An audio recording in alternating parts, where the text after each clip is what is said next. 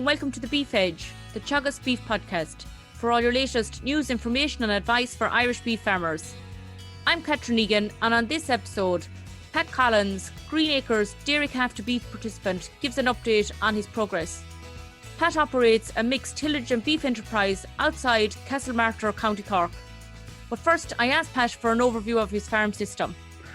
We're running 3 systems, Angus heifer, calf to 18-month beef, hopefully finished off grass, hoping for a sort of a 280 kilo carcass, 16-month bull beef, which we don't have this year, but we had last year, put into the shed and killed May time, hopefully with a 320, aiming for a 320, 330 kilo carcass. And the third system we run is a 20-month bull beef system, let out for a second summer grazing and put in midsummer and finished out of the house in October, November. I'm hoping for a 350, 360 carcass.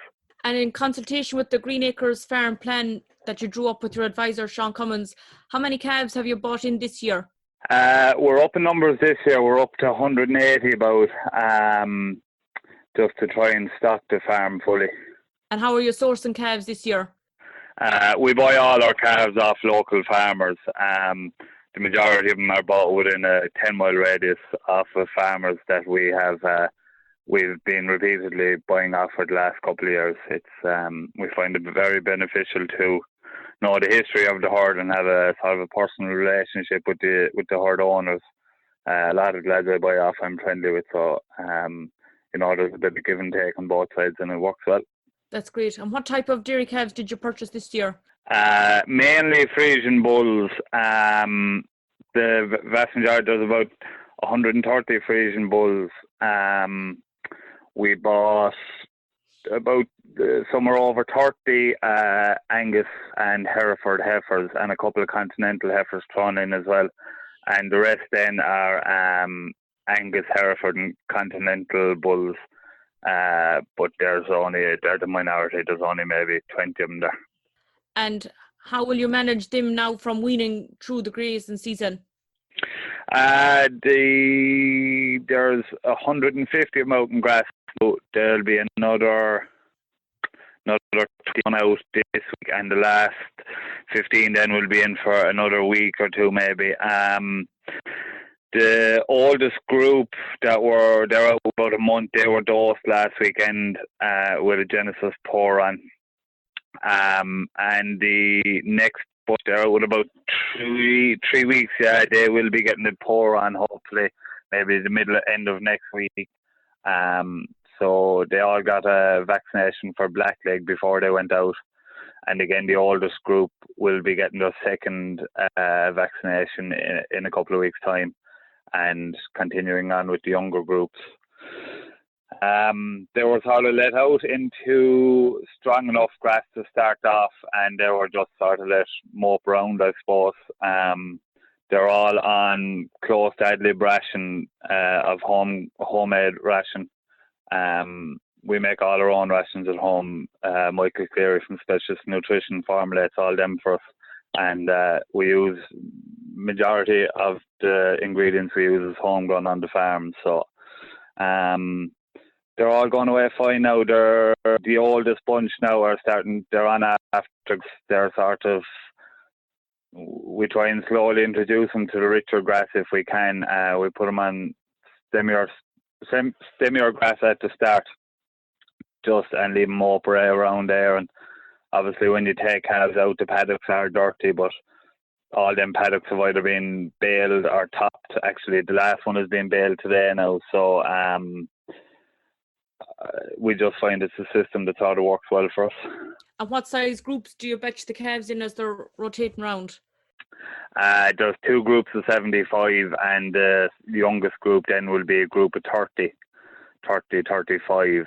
So, and look, that will be changing as the year goes on. We tend to rebatch calves a lot throughout the summer.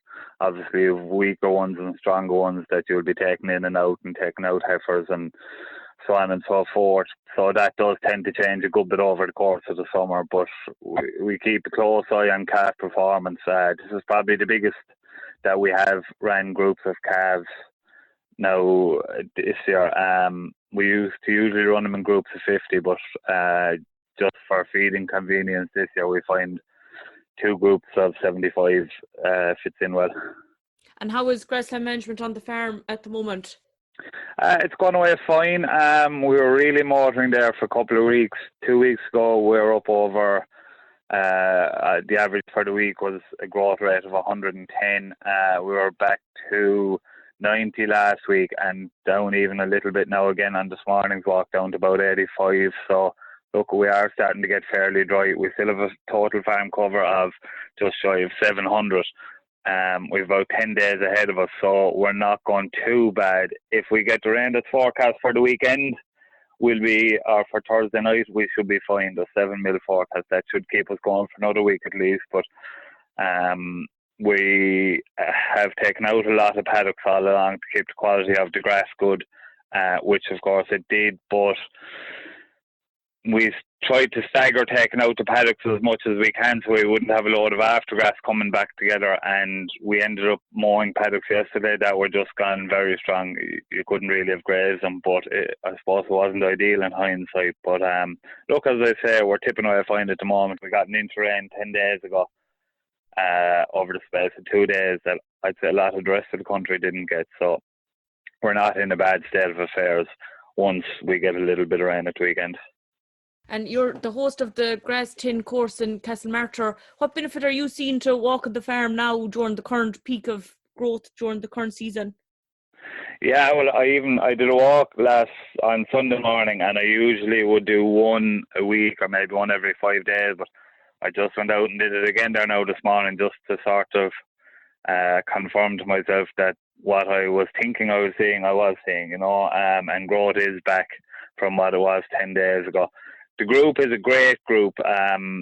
There's a group of lads and ladies there in it that I suppose they're all like myself. They're enthusiastic about sort of grass-based beef production systems, and there's a couple of real good operators in it, all facilitated by Ruth Fennell and John Maher. John he's a brilliant practical approach to growing grass. There's no right or wrong way. It's all got to do with the circumstances. So it's not by the book. He's very practical, and he's been a huge benefit to me. I was only on the phone to him there now this morning and started querying about spreading fertilizer now in the dry weather and things. So he's always at the end of the phone, and his advice is invaluable now, to be fair. And what will the fertilizer approach be for the coming weeks? The plan is to blanket spread the farm maybe Thursday evening, hoping that we'll get the rain Thursday night. We'll put out about 25 units of either can or protected urea, depending on the weather. So that's the plan. The silage ground, it all got slurry. We cut the first cut of silage last week, so that all got slurry, and I'll probably go out with some places I'll go with 2 bags of can, and more places I might hold back ground that would be more suitable to grazing. I might hold back a bag on that just in case I end up grazing it. So that's the plan for the moment. And last year you made very good quality silage up in the mid-70s. What difference had that made to wake in over the winter for your farm? Yeah, actually it made a huge difference, obviously. The Angus heifers, they were mainly fed just silage and a bit of straw and a bit of mineral and things. So that was a big saving to be made there. And they still even came out of the shed fairly hot looking, fairly fleshy. The bulls then got a bit of beef as well. We like to keep them going as much as we can, but definitely making top quality silage for us rather than quantity is of paramount importance, and we've no interest in big bulks of low quality silage. And the current yearlings that were turned out, how are they progressing at the moment? They're going away fine, yeah. The bulls are in 2 groups. The larger group are probably up over 500 kilos at this stage. they will be coming in probably sooner rather than later, depending on grass growth. If grass gets tight, they'll be the first group to come in. I'd like to leave them out probably to the middle of July if possible, but if I had to bring them in tomorrow, it wouldn't be the end of the world.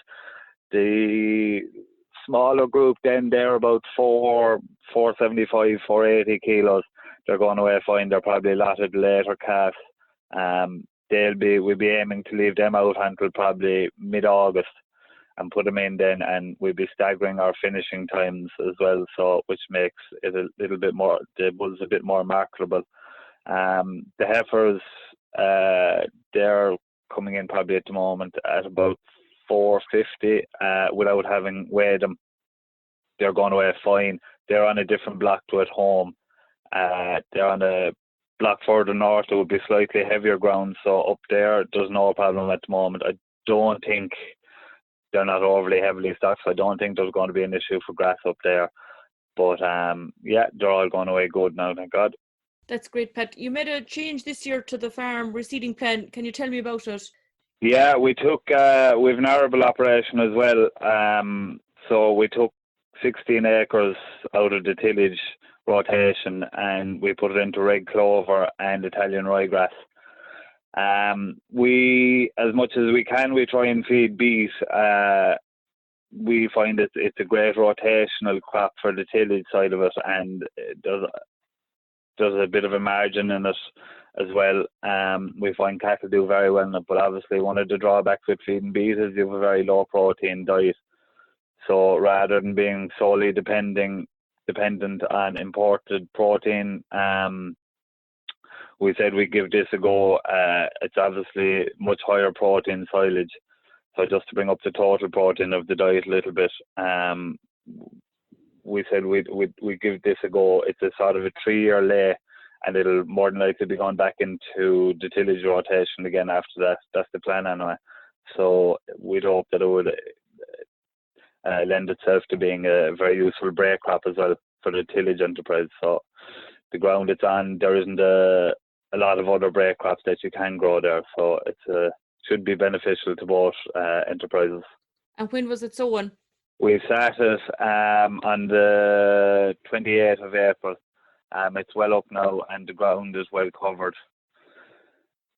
We gave it 2 bags of 12,623 before it was set, and it'll probably get another 50 units for the first cut. There isn't a whole pile of work done on red clover, but one of the things is it doesn't produce a whole pile of nitrogen itself until later in its first season. So we're going to give it a bit of a kick on there for the first cut, and we'll assess the situation then after that for the second cut. Maybe or maybe not, it might need nitrogen, but if you apply too much nitrogen to a crop of red clover, it actually reduces the yield. So look, it's all for us, it's just about being a bit more sustainable, and as I said earlier on, we use nearly all our own ingredients in our homemade ration. So look, this is just another string to our bow maybe that we might be able to take a bit of we're not depending on volatile imported markets, you know. Finally, in the coming weeks on the farm, it's exceptionally busy. What are you doing on the farm in relation to health and safety and with current COVID-19 restrictions? So look, I suppose in the current times, obviously social distancing is the name of the game at the moment. When we did the first cut last week, we made the decision that we'd cover the pit ourselves, just to try and, obviously, when you have a load of lads throwing tires, social distancing isn't exactly possible. So the contractor left the loader there, and the man on the loader, he was driving that for us. So I put up the sheet myself, and I made the decision to get a new cover for the silage pit. I had it in my mind for a while going back. Silo cover they're called. They're sort of a heavy net cover that they require very little tires. It sits down on top of the plastic on the pit. So I was looking for one for a long time and I couldn't find it, but I got one. Eventually I found McDonald Brothers in Coolagown. They supply them, and as much as we can, we try and get away from manual labour. we have a teleporter that does all the heavy lifting. We try and do as little lifting as we can. So this is just another thing to try and cut down on the workload during the winter, taking tires off the pit, and again, just to help in the fight against coronavirus. For whatever our little bit will do, we'll do our little bit anyway. That's great, Pat. Thanks very much for joining me on the show. Not at all. Thanks for having me. That's all for this episode, and my thanks to Pat for joining me on the show. You can catch up on all other shows and interviews from the Beef Edge podcast on the Teagasc website at teagasc.ie, or you can listen on Apple and Google Podcasts as well as Spotify. Don't forget to rate, review and subscribe to the podcast so you never miss a show. For all other updates from our beef programme, keep an eye on our Twitter and Facebook pages. Until next time, I'm Catherine Egan, and thanks for listening.